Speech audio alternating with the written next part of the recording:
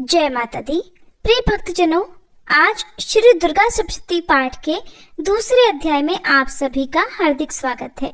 आज के इस वीडियो में सुनिए नवरात्रि के दूसरे दिन श्री दुर्गा सप्तशती पाठ का दूसरा और तीसरा अध्याय। पहले सुनिए श्री दुर्गा कवच पाठ हिंदी अनुवाद। ओम नमः चंडिकाय। इस श्री चंडी कवच के ब्रह्मा ऋषि अनुष्टुप छंद चामुंडा देवता अंग न्यास में कही गई माताएं बीज दिग्बंध देवता तत्व है। श्री जगदम्बा की प्रीति के लिए सप्तशती के पाठांग भूत जप में इसका विनियोग किया जाता है। चंडिका देवी को नमस्कार है। मार्कंडेय जी ने कहा, पितामह, जो इस संसार में परम गोपनीय तथा मनुष्यों की सब प्रकार से रक्षा करने वाला है और जो अब तक आपने दूसरे किसी के सामने प्रकट नहीं किया हो, ऐसा कोई साधन मुझे बताइए। तब ब्रह्मा जी बोले, हे ब्राह्मण, ऐसा साधन तो एक देवी का कवच ही है, जो गोपनीय से भी परम गोपनीय, पवित्र तथा संपूर्ण प्राणियों का उपकार करने वाला है। महामुने, उसे श्रवण करो। देवी की 9 मूर्तियां हैं जिन्हें नवदुर्गा कहते हैं। उनके पृथक पृथक नाम बतलाए जाते हैं। प्रथम नाम शैलपुत्री है, दूसरी मूर्ति का नाम ब्रह्मचारिणी है, तीसरा स्वरूप चंद्रघंटा के नाम से प्रसिद्ध है, चौथी मूर्ति को कुष्मांडा कहते हैं, पांचवी दुर्गा का नाम स्कंद माता है, देवी के छठे रूप को कात्यायनी कहते हैं, सातवां कालरात्रि और 8वां स्वरूप महागौरी के नाम से प्रसिद्ध है, नवी दुर्गा का नाम सिद्धिदात्री है। ये सब नाम सर्वज्ञ महात्मा वेद भगवान के द्वारा ही प्रतिपादित है। जो मनुष्य अग्नि में जल रहा हो, रणभूमि में शत्रुओं से घिर गया हो, विषम संकट में फंस गया हो तथा इस प्रकार भय से आतुर होकर जो भगवती दुर्गा की शरण में प्राप्त हुए हो, उनका कभी कोई अमंगल नहीं होता। युद्ध के समय संकट में पड़ने पर भी उनके ऊपर कोई विपत्ति नहीं दिखाई देती। उन्हें शोक, दुख और भय की प्राप्ति नहीं होती। जिन्होंने भक्ति पूर्वक देवी का स्मरण किया है, उनका निश्चय ही अभ्युदय होता है। देवेश्वरी, जो तुम्हारा चिंतन करते हैं, उनकी तुम निसंदेह रक्षा करती हो।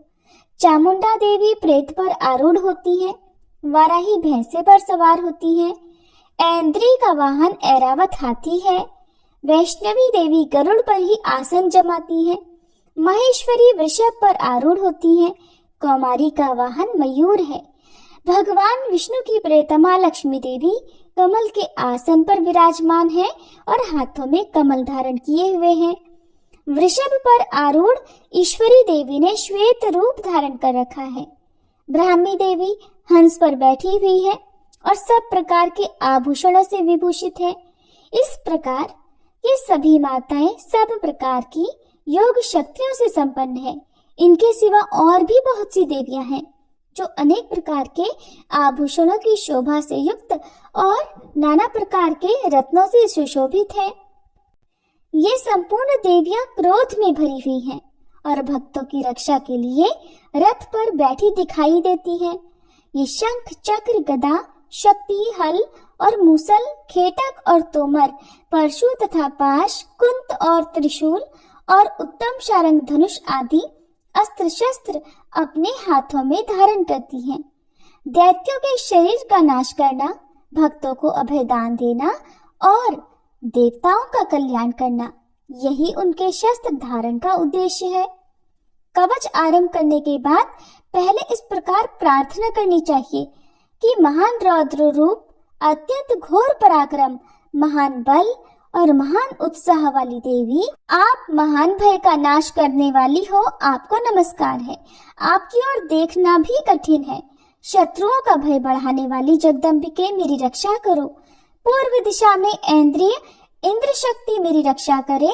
अग्निकोण में अग्नि शक्ति, दक्षिण दिशा में वाराही और नैऋत्य कोण में खड्गधारिणी मेरी रक्षा करे। पश्चिम दिशा में वारुणी और वायव्य कोण में मृग पर सवारी करने वाली देवी मेरी रक्षा करे। उत्तर दिशा में कौमारी और ईशान कोण में शूलधारिणी देवी रक्षा करे। ब्रह्माणी, आप ऊपर की ओर से मेरी रक्षा करो और वैष्णवी देवी नीचे की ओर से मेरी रक्षा करे। इसी प्रकार शव को अपना वाहन बनाने वाली चामुंडा देवी दसों दिशाओं में मेरी रक्षा करे। जया आगे से और विजया पीछे की ओर से मेरी रक्षा करे। वाम भाग में अजिता और दक्षिण भाग में अपराजिता रक्षा करे। उद्योतनी शिखा की रक्षा करे। उमा मेरे मस्तक पर विराजमान होकर रक्षा करे। ललाट में मालाधारी रक्षा करे और यशस्विनी देवी मेरी भौहों का संरक्षण करे। भौहों के मध्य भाग में त्रिनेत्रा और नथनों की यमघंटा देवी रक्षा करे। दोनों नेत्रों के मध्य भाग में शंखिनी और कानों में द्वारवासिनी रक्षा करे। कालिका देवी कपोलों की तथा भगवती शांकरी कानों के मूल भाग की रक्षा करे। नासिका में सुगंधा और ऊपर के ओठ में चर्चिका देवी रक्षा करे। नीचे के ओठ में अमृत कला और जिह्वा में सरस्वती देवी रक्षा करे। कौमारी दांतों की और चंडिका कंठ प्रदेश की रक्षा करे। चित्रघंटा गले की घाटी की और महामाया तालु में रहकर रक्षा करे। कामाक्षी थोड़ी की और सर्वमंगला मेरी वाणी की रक्षा करे। भद्रकाली ग्रीवा में और धनुर्धरी पृष्ठवंश अर्थात मेरुदंड में रहकर रक्षा करे। कंठ के बाहरी भाग में नीलग्रीवा और कंठ की नली में नलकूबरी रक्षा करे। दोनों कंधों में खड्गिनी और मेरी दोनों भुजाओं की वज्र धारिणी रक्षा करे। दोनों हाथों में दंडनी और अंगुलियों में अंबिका रक्षा करे। शूलेश्वरी नखों की रक्षा करे। कुलेश्वरी कुक्षी अर्थात पेट में रहकर रक्षा करे। महादेवी दोनों स्तनों की और शोक विनाशिनी देवी मन की रक्षा करे। ललिता देवी हृदय में और शूल धारिणी उदर में रहकर रक्षा करे। नाभि में कामिनी और गुह्य भाग की गुह्येश्वरी रक्षा करे। पूतना और कामिका लिंग की और महिषवाहिनी गुदा की रक्षा करे। भगवती कटिक भाग में और विंध्यवासिनी घुटनों की रक्षा करे। संपूर्ण कामनाओं को देने वाली महाबला देवी दोनों पिंडलियों की रक्षा करे। नरसिंही देवी घुट्टियों की और तेजसी देवी दोनों चरणों के पृष्ठभाग की रक्षा करे।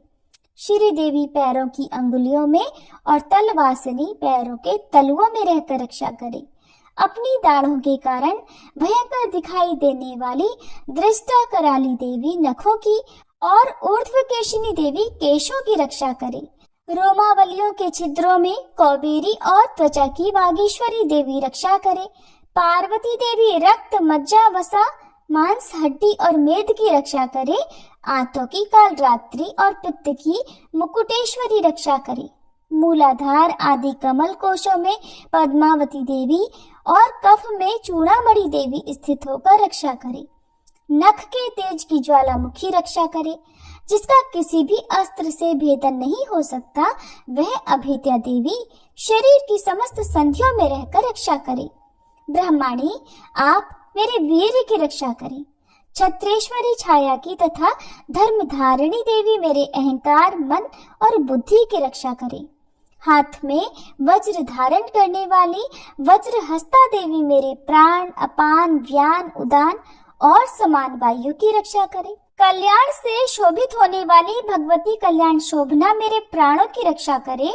रस रूप गंध शब्द और स्पर्श इन विषयों का अनुभव करते समय योगिनी देवी रक्षा करे तथा सत्वगुण तमोगुण और रजोगुण की रक्षा सदा नारायणी देवी करे। वाराही आयु की रक्षा करे। वैष्णवी धर्म की रक्षा करे और चक्रिणी अर्थात चक्र धारण करने वाली देवी यश कीर्ति लक्ष्मी धन तथा विद्या की रक्षा करे। इंद्राणी आप मेरे गोत्र की रक्षा करे। चंडिके आप मेरे पशुओं की रक्षा करो। महालक्ष्मी पुत्रों की रक्षा करो और भैरवी पत्नी की रक्षा करे। मेरे पथ की सुपथा तथा मार्ग की क्षेमंकरी रक्षा करे। राजा के दरबार में महालक्ष्मी रक्षा करे और सब ओर व्याप्त रहने वाली विजया देवी संपूर्ण भयों से मेरी रक्षा करे।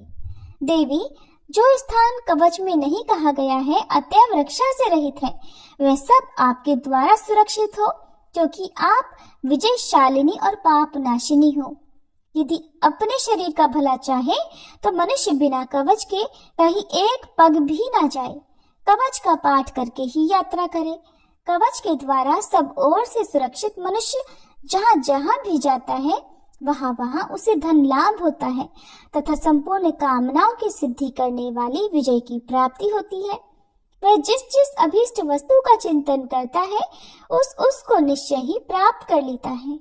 वह पुरुष इस पृथ्वी पर तुलना रहित महान ऐश्वर्य का भागी होता है। कवच से सुरक्षित मनुष्य निर्भय हो जाता है, युद्ध में उसकी पराजय नहीं होती और वह तीनों लोकों में पूजनीय होता है। देवी का यह कवच देवताओं के लिए भी दुर्लभ है। जो प्रतिदिन नियम पूर्वक तीनों संध्याओं के समय श्रद्धा के साथ इसका पाठ करता है उसे देवी कला प्राप्त होती है और वह तीनों लोकों में कहीं भी पराजित नहीं होता। इतना ही नहीं, वह अपमृत्यु से रहित हो 100 से भी अधिक वर्षों तक जीवित रहता है। मकड़ी, चेचक और कोढ़ आदि उसकी संपूर्ण व्याधियां नष्ट हो जाती हैं। कनेर, भांग, अफीम, धतूरे आदि का स्थावर विष, सांप और बिच्छू आदि के काटने से चढ़ा हुआ जंगम विष तथा अहिफेन और तेल के संयोग आदि से बनने वाला कृत्रिम विष, ये सब प्रकार के विष दूर हो जाते हैं, उनका कोई असर नहीं होता। इस पृथ्वी पर मारण, मोहन आदि जितने अभिचारी के प्रयोग होते हैं तथा इस प्रकार के जितने मंत्र यंत्र होते हैं वे सब इस कवच को हृदय में धारण कर लेने पर उस मनुष्य को देखते ही नष्ट हो जाते हैं। यही नहीं, पृथ्वी पर विचरने वाले ग्राम देवता, आकाशचारी देव विशेष, जल के संबंध से प्रकट होने वाले गण, उपदेश मात्र से सिद्ध होने वाले निम्न कोटि के देवता, अपने जन्म के साथ प्रकट होने वाले देवता, कुल देवता, माला अर्थात कंठमाला आदि, डाकिनी, शाकिनी, अंतरिक्ष में विचरने वाली अत्यंत बलवती भयानक डाकिनियां, ग्रह, भूत, पिशाच, यक्ष, गंधर्व, राक्षस, ब्रह्म राक्षस, बेताल, कूष्मांड और भैरव आदि अनिष्टकारक देवता भी हृदय में कवच धारण किए रहने पर उस मनुष्य को देखते ही भाग जाते हैं। कवचधारी पुरुष को राजा से सम्मान वृद्धि प्राप्त होती है। यह कवच मनुष्य के तेज की वृद्धि करने वाला और उत्तम है। कवच का पाठ करने वाला पुरुष अपनी कीर्ति से विभूषित भूतल पर अपने सुयश के साथ साथ वृद्धि को प्राप्त होता है। जो पहले कवच का पाठ करके उसके बाद सप्तशती चंडिका का पाठ करता है, उसकी जब तक वन, पर्वत और काननों सहित ये पृथ्वी टिकी रहती है तब तक यहाँ पुत्र, पौत्र आदि संतान परंपरा बनी रहती है। फिर देह का अंत होने पर वह पुरुष भगवती महामाया के प्रसाद से उस नित्य परम पद को प्राप्त होता है जो देवताओं के लिए भी दुर्लभ है। यह सुंदर दिव्य रूप धारण करता और कल्याण में शिव के साथ आनंद का भागी होता है। श्री दुर्गा कवच पाठ संपूर्ण हुआ। अब सुनिए श्री दुर्गा सप्तशती का दूसरा अध्याय। और दूसरे अध्याय में देवताओं के तेज से देवी का प्रादुर्भाव और महिषासुर की सेना के वध का वर्णन किया गया है। आइए अब हम सब मिलकर माँ भगवती का ध्यान करके आज के अध्यायों का शुभारंभ करते हैं। मैं कमल के आसन पर बैठी हुई प्रसन्न मुख वाली महिषासुर मर्दिनी भगवती महालक्ष्मी जी का भजन करती हूँ, जो अपने हाथों में अक्षमाला, फरसा, गदा, बाण, वज्र, पद्म, धनुष, कुंडिका, दंड शक्ति, खड्ग, ढाल, शंख, घंटा, मधुपात्र, शूल, पाश और चक्र धारण करती हैं। मार्कंडेय ऋषि कहते हैं, पूर्व समय में देवताओं और असुरों में पूरे 100 वर्षों तक घोर संग्राम हुआ था। उसमें असुरों का स्वामी महिषासुर था और देवताओं के नायक इंद्र थे। उस युद्ध में देवताओं की सेना महाबली असुरों से परास्त हो गई। संपूर्ण देवताओं को जीतकर महिषासुर इंद्र बन बैठा। तब पराजित देवता प्रजापति ब्रह्मा जी को आगे करके उस स्थान पर गए जहां भगवान शंकर और विष्णु भगवान विराजमान थे। देवताओं ने महिषासुर के पराक्रम तथा अपनी पराजय का यथावत वृतांत उन दोनों देवेश्वरों से विस्तार पूर्वक कह सुनाया। वे बोले, भगवान, महिषासुर सूर्य, इंद्र, अग्नि, वायु, चंद्रमा, यम, वरुण तथा अन्य देवताओं के भी अधिकार छीनकर स्वयं ही सबका अधिष्ठाता बन बैठा है। उस दुरात्मा महिष ने समस्त देवताओं को स्वर्ग से निकाल दिया है। अब वे मनुष्यों की तरह पृथ्वी लोक पर विचरते हैं। दैत्यों की ये सारी करतूत हमने आप लोगों से कह सुनाई। अब हम आपकी ही शरण में आए हैं, उसके वध का कोई उपाय सोचिए। इस प्रकार देवताओं के वचन सुनकर भगवान विष्णु और शिव ने दैत्यों पर बड़ा क्रोध किया। उनकी भौहें तन गई और मुंह टेढ़ा हो गया। तब अत्यंत कोप में भरे हुए चक्रपाणी श्री विष्णु के मुख से एक महान तेज प्रकट हुआ। इसी प्रकार श्री ब्रह्मा, शंकर तथा इंद्र आदि अन्यान्य देवताओं के शरीर से भी बड़ा भारी तेज निकला। वह सब मिलकर एक हो गया।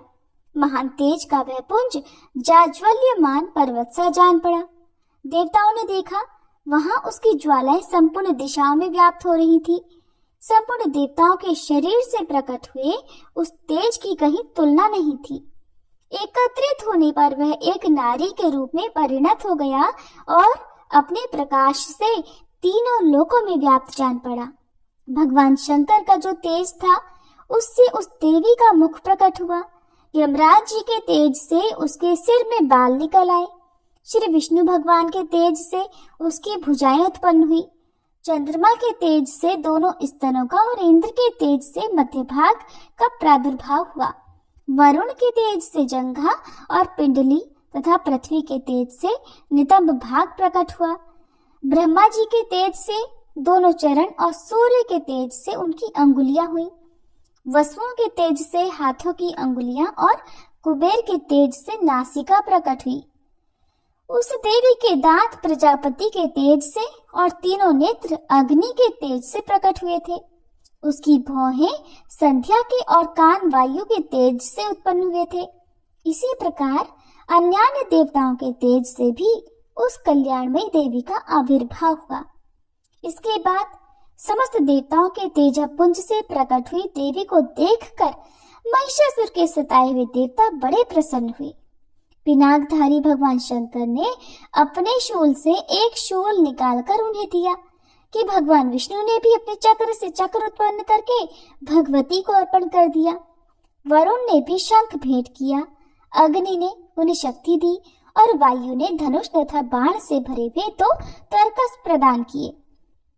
सहस्त्र नेत्रों वाले देवराज इंद्र ने अपने वज्र से वज्र उत्पन्न करके दिया और ऐरावत हाथी से उतारकर 1 घंटा भी प्रदान किया। यमराज ने कालदंड से दंड, वरुण ने पाश, प्रजापति ने स्फटिकाक्ष की माला और ब्रह्मा जी ने कमंडल भेंट किया। सूर्य ने देवी के समस्त रोमकूपों में अपनी किरणों का तेज भर दिया। काल ने उन्हें चमकती हुई ढाल और तलवार दी। क्षीर सागर ने उज्जवल हार तथा कभी जीर्ण न होने वाले 2 दिव्य वस्त्र भेंट किए। साथ ही उन्होंने दिव्य चूड़ामणि, 2 कुंडल, कड़े, उज्जवल अर्धचंद्र, सब बाहुओं के लिए केयूर, दोनों चरणों के लिए निर्मल नुपुर, गले की सुंदर हंसली और सब अंगुलियों में पहनने के लिए रत्नों की बनी अंगूठियां भी दी। विश्वकर्मा ने उन्हें अत्यंत निर्मल फरसा भेंट किया। साथ ही अनेक प्रकार के अस्त्र और अभेद्य कवच दिए। इनके सिवा मस्तक और वक्ष स्थल पर धारण करने के लिए कभी न कुमलाने वाले कमलों की मालाएं दी। जलधि ने उन्हें सुंदर कमल का फूल भेंट किया। हिमालय ने सवारी के लिए सिंह तथा तरह तरह के रत्न समर्पित किए। धनाध्यक्ष कुबेर ने मधु से भरा पान पात्र और संपूर्ण नागों के राजा शेष ने, जो इस पृथ्वी को धारण करते हैं, उन्हें बहुमूल्य मणियों से विभूषित नागहार भेंट किया। इस प्रकार अन्य देवताओं ने भी आभूषण और शस्त्र अस्त्र देकर देवी का सम्मान किया। इसके बाद उन्होंने बारंबार अट्टहास पूर्वक उच्च स्वर से गर्जना की। उनके भयंकर नाद से संपूर्ण आकाश गूंज उठा। देवी का वह अत्यंत उच्च स्वर से किया हुआ सिंहनाद कहीं समा नहीं सका। आकाश उसके सामने लघु प्रतीत होने लगा। उससे बड़े जोर की प्रतिध्वनि हुई, जिससे संपूर्ण विश्व में हलचल मच गई और समुद्र कांप उठे, पृथ्वी डोलने लगी और समस्त पर्वत हिलने लगे। उस समय देवताओं ने अत्यंत प्रसन्नता के साथ सिंह वाहिनी भवानी से कहा, देवी आपकी जय हो। साथ ही महर्षियों ने भक्ति भाव से विनम्र होकर उनका स्तवन किया।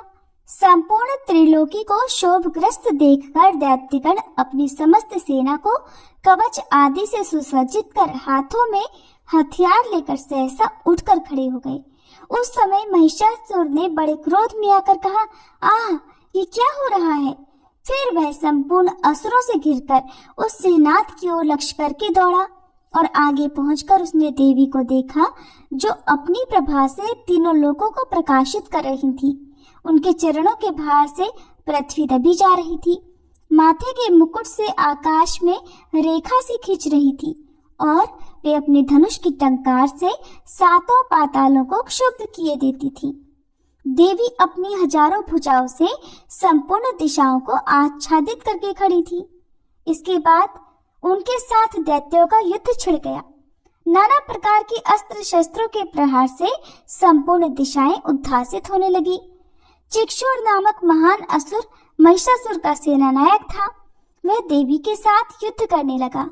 अन्य दैत्यों की चतुरंगड़ी सेना साथ लेकर चामर भी लड़ने लगा।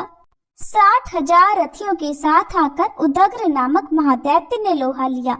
1 करोड़ रथियों को साथ लेकर महाहनु नामक दैत्य युद्ध करने लगा, जिसके रोए तलवार के समान तीखे थे। वह असीलोमा नाम का महादैत्य 5 करोड़ रथी सैनिकों सहित युद्ध में आ डटा। 60 लाख रथियों से घिरा हुआ बाष्कल नामक दैत्य भी उस युद्ध भूमि में लड़ने लगा। परिवारित नामक राक्षस हाथी सवार और घुड़सवारों के अनेकों दल तथा 1 करोड़ रथियों की सेना लेकर युद्ध करने लगा। विडाल नामक दैत्य 5 अरब रथियों से घिरकर लोहा लेने लगा। इनके अतिरिक्त और भी हजारों महादैत्य रथ, हाथी और घोड़ों की सेना साथ लेकर वहां देवी के साथ युद्ध करने लगे।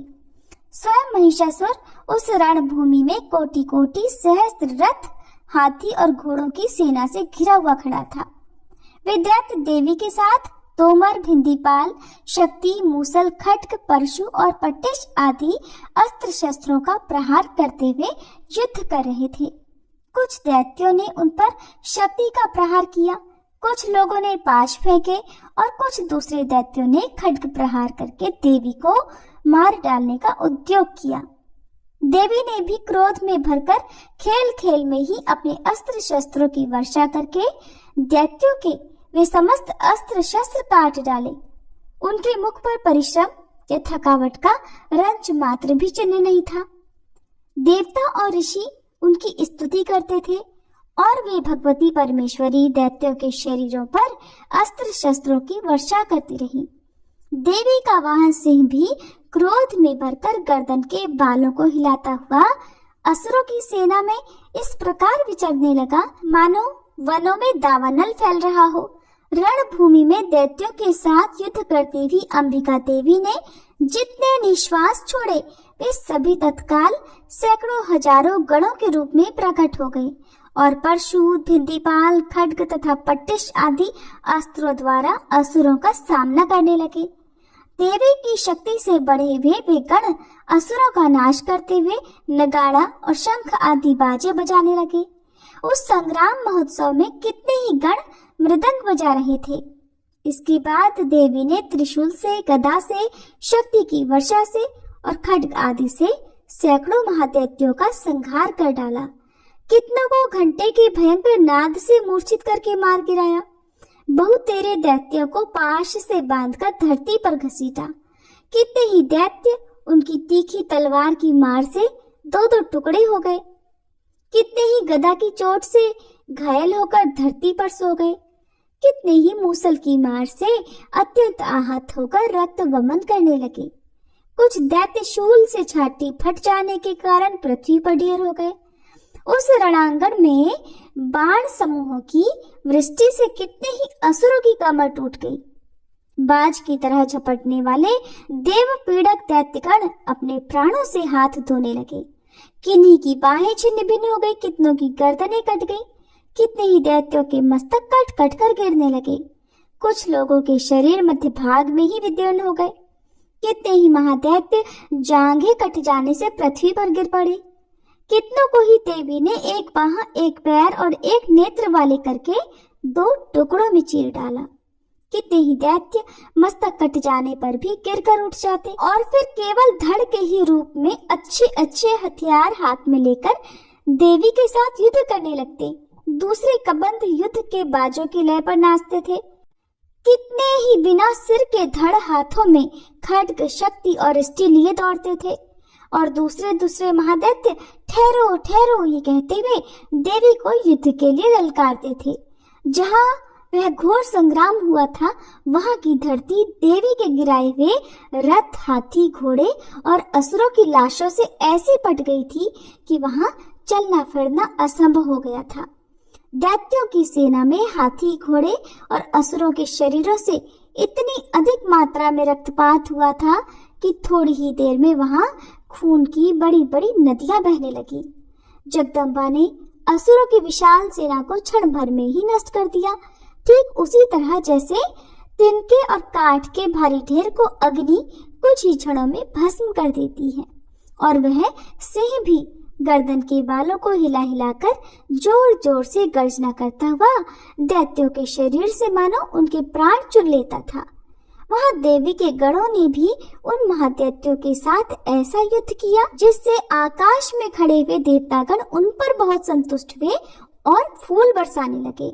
इस प्रकार श्री मार्कंडेय पुराण में सावर्णिक मनवंतर की कथा के अंतर्गत देवी महात्म्य में महिषासुर की सेना का वध नामक दूसरा अध्याय पूर्ण हुआ।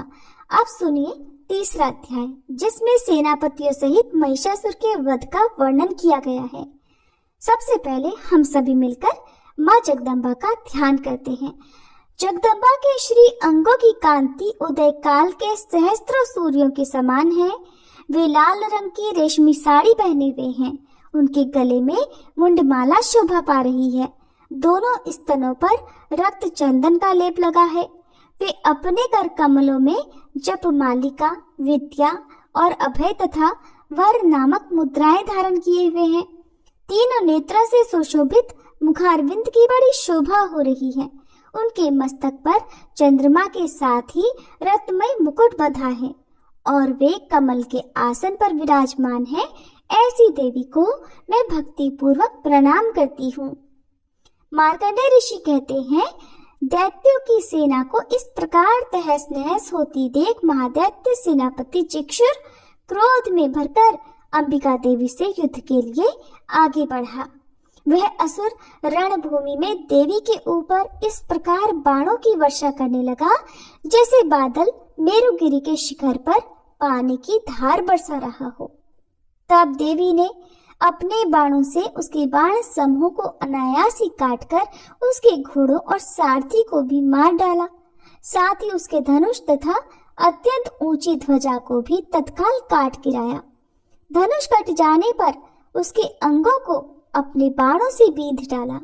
धनुष, रथ, घोड़े और सारथी के नष्ट हो जाने पर वह असुर ढाल और तलवार लेकर देवी की ओर दौड़ा।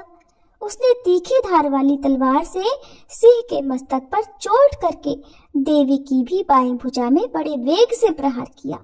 राजन, देवी की बाह पर पहुंचते ही वह तलवार टूट गई। फिर तो क्रोध से लाल आंखें करके उस राक्षस ने शूल हाथ में लिया और उसे उस महादैत्य ने भगवती भद्रकाली के ऊपर चलाया। वह शूल आकाश से गिरते हुए सूर्य मंडल की भांति अपने तेज से प्रज्वलित हो उठा। उस शूल को अपनी ओर आते देख देवी ने भी शूल का प्रहार किया। उससे राक्षस के शूल के सैकड़ों टुकड़े हो गए। साथ ही महादैत्य चिक्षुर की भी धज्जियां उड़ गईं और वह प्राणों से हाथ धो बैठा। महिषासुर के सेनापति उस महापराक्रमी चिक्षुर के मारे जाने पर देवताओं को पीड़ा देने वाला चामर हाथी पर चढ़कर आया।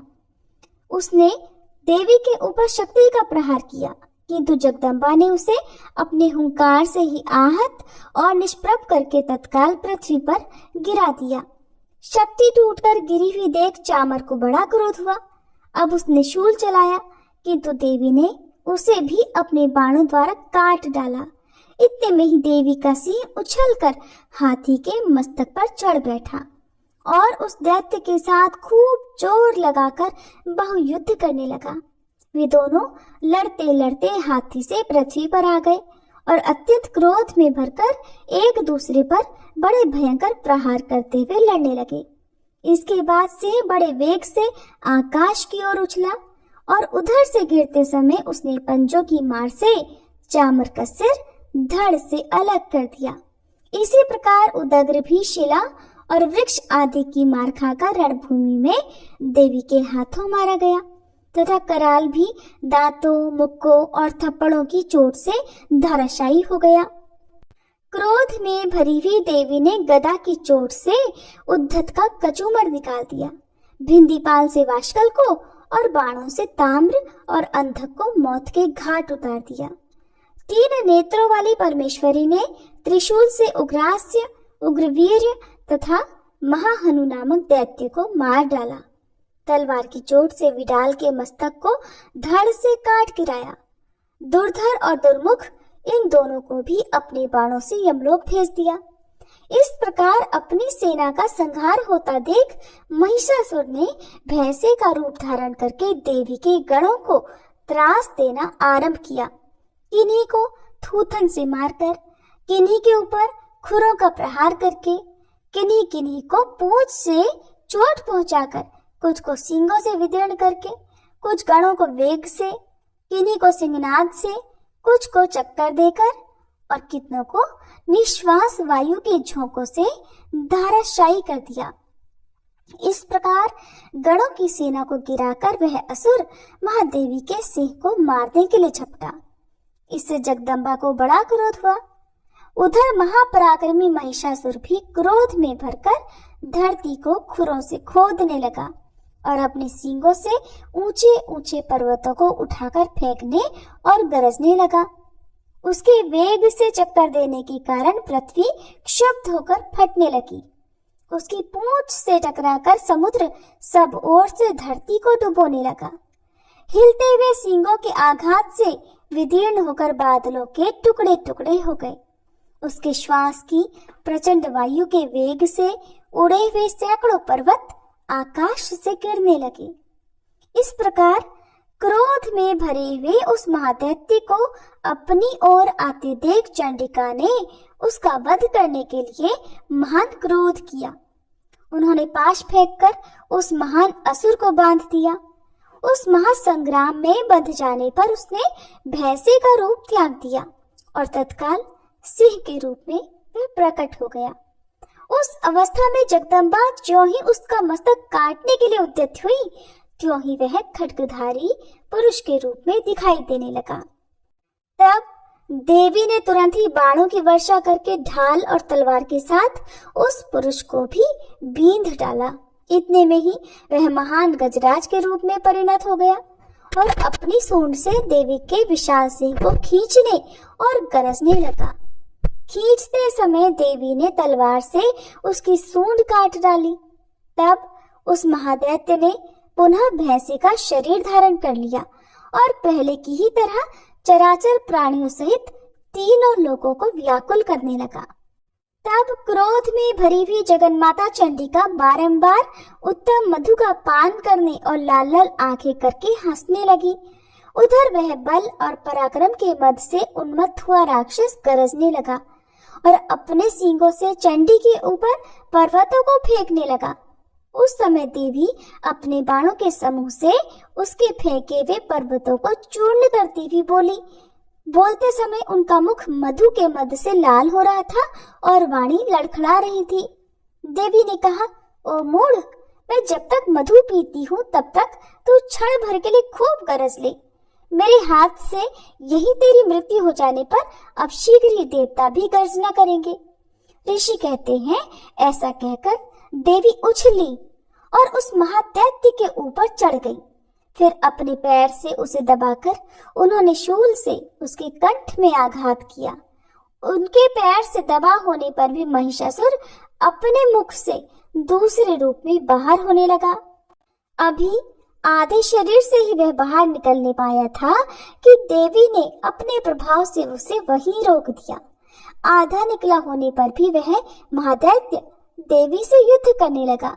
तब देवी ने बहुत बड़ी तलवार से उसका मस्तक काट गिराया। फिर तो हाहाकार करती हुई दैत्यों की सारी सेना भाग गई और संपूर्ण देवता अत्यंत प्रसन्न हो गए।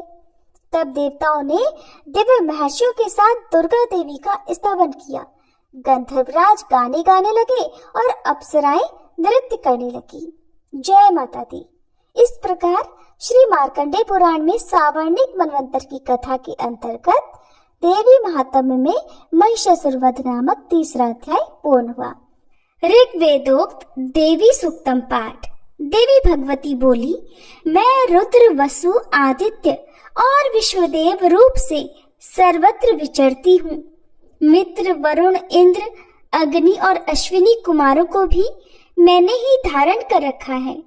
सोम, याग, विश्वकर्मा, सूर्य और ईश्वर नाम के देव मैंने ही धारण कर रखे हैं, जो देवताओं के उद्देश्य से प्रचुर हवियुक्त तथा सोम याग आदि का अनुष्ठान करते हैं।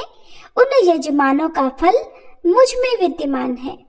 इस ब्रह्मांड की अधिष्ठात्री तथा पार्थिव और अपार्थिव देने वाली मैं ही हूँ। ब्रह्म साक्षात संवित ज्ञान रूपा मैं हूँ। ये ज्ञान ही सब उपासनाओं का मूल है। मैं ही अंत्यज जीवों में प्रविष्ट हूँ। देवता इस प्रकार अनेक भावों से मेरी उपासना करते हैं। जीव जो अन्न आदि खाद्य द्रव्य भक्षण करता है, देखता है, वह प्राण धारण करता है तथा सुनता है, ये सब क्रियाएं मेरे द्वारा ही सिद्ध होती हैं। जो मुझको इस दृष्टि से नहीं देख सकते, वे नाश को प्राप्त होते हैं। हे सौम्य, तुमसे जो तत्व कहे हैं उन्हें श्रद्धा पूर्वक सुनो। मैं यह उपदेश स्वयं दे रही हूँ। देवता और मनुष्यों द्वारा यही सेवित है। मैं जिसे चाहती उसे उच्च पद प्रदान करती हूँ, ब्रह्म बनाती हूँ तथा ऋषि और सर्व ज्ञान संपन्न सुमेधा बनाती हूँ। रुद्र के लिए धनुष खींचती हूँ। इस प्रकार मैं सर्वत्र व्याप्त हूँ। मेरी आत्मा ने जगत पिता को उत्पन्न किया है। इसके ऊपरी भाग में आनंदमय कोश के अंदर विज्ञानमय कोश में मेरा कारण अवस्थित है। मैं समस्त भुवनों में प्रविष्ट होकर रहती हूँ। स्वर्गलोक में मेरे शरीर से स्पष्ट है। मैं जल वायु की भांति प्रथित होती हूँ, तभी यह सारी सृष्टि आरंभ होती है। इस स्वर्ग तथा मर्त्य लोक के परे मैं भी वर्तमान हूँ। यही तो मेरी महिमा है। इति ऋग्वेदोक्त देवी सूक्तम पाठ संपूर्णम। माँ दुर्गा से क्षमा प्रार्थना।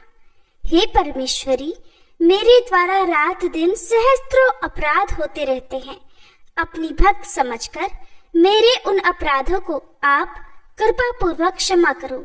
हे परमेश्वरी, मैं आवाहन करना नहीं जानती, विसर्जन करना नहीं जानती तथा पूजा करने का ढंग भी नहीं जानती। मुझे क्षमा करो। हे देवी, हे सुरेश्वरी, मैंने जो मंत्रहीन, क्रियाहीन और भक्तिहीन पूजन किया है, वह सब आपकी कृपा से पूर्ण हो। सैकड़ों अपराध करके भी जो आपकी शरण में जय जगदम्बे कहकर पुकारता है, उसे वह गति प्राप्त होती है जो ब्रह्मादि देवताओं के लिए भी सुलभ नहीं है। हे जगदम्बिके, मैं अपराधी हूँ, किंतु आपकी शरण में आई हूँ। इस समय दया की पात्र हूँ। आप जैसा चाहो करो। देवी परमेश्वरी, अज्ञान से, भूल से अथवा बुद्धि भ्रांत होने के कारण मैंने जो कुछ भी कम या अधिक कर दिया हो, वह सब क्षमा करो और प्रसन्न हो। सभी प्रेम से बोलिए दुर्गे मैया की जय। इसके आगे के अध्याय आप सभी कल जरूर सुनिएगा।